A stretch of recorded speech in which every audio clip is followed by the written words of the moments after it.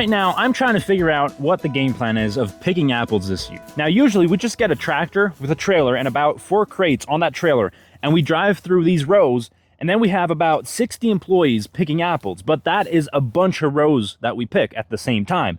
And so the outside employees have to try and pass through all of these rows just to get to the unloading place, the tractor. And that is not great because, let me show you, right here, it's not that hard to pass through.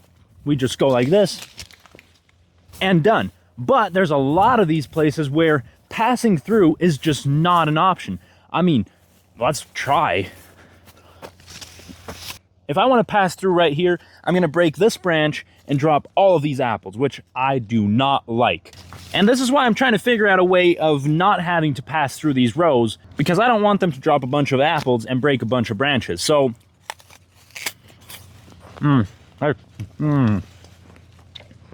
that's so good. And so, one of the only solutions that I know how to do this, I've seen a bunch of people doing this, but I've never tried it. And that solution is dropping off crates in almost every row, just leaving them here. And that way, the employees working on this row can just drop them off straight into this crate. And then we come in with a tractor and pick those crates up and drive them away. This apple is great, though. Now, I do want to try and calculate how many crates we need to drop off in each row for it to be about as right as we can get it. So we're going to need about 2,200 apples to fill one big crate. So let's count the apples on a tree and see how many trees fills up one apple crate. 3, 4, 5, 6, 7. All right, so it depends a lot on the tree, but this tree has about 85 apples on it. Yeah, so this tree has about 110 apples. So now let's calculate how many trees is going to fill up one crate. And that should give me an estimate of how many crates I need to drop off in a row. Okay, yeah, I think this should be about right. So we place a crate for every 24 apple trees. And then when we start picking apples, we're going to be able to see if we're right or not, and then we can adjust.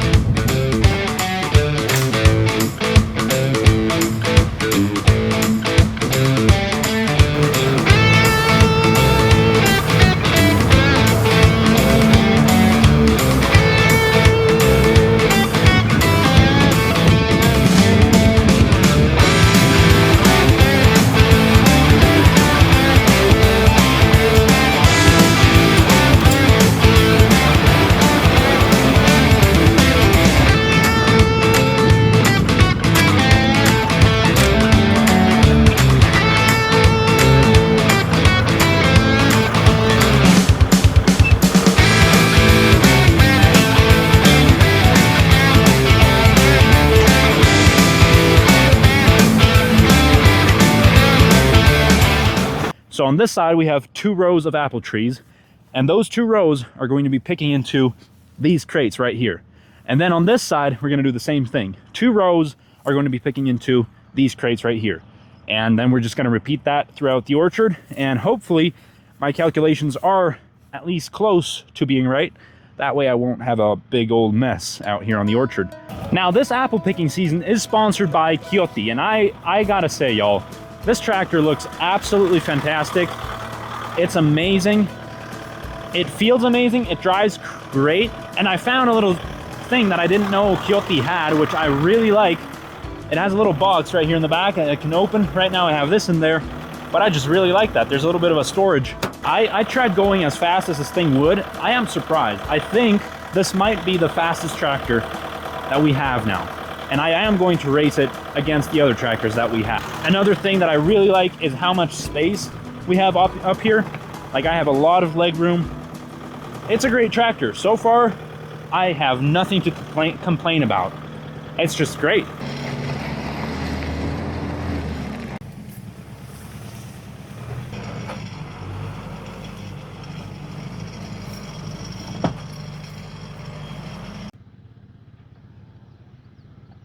Well, now that I look at it, these are a lot of crates. There might be a chance that my calculations were way off. This seems like a lot of crates. So according to how many crates we got last year out of this orchard, I now adjusted a little bit, and we are now placing a little less crates in a row, just to try and keep it as close as possible to the number that we're going to be using. So hopefully I'm about right with my calculations, and if not, I guess we'll figure this out. I will be posting a video every single week throughout this apple picking season.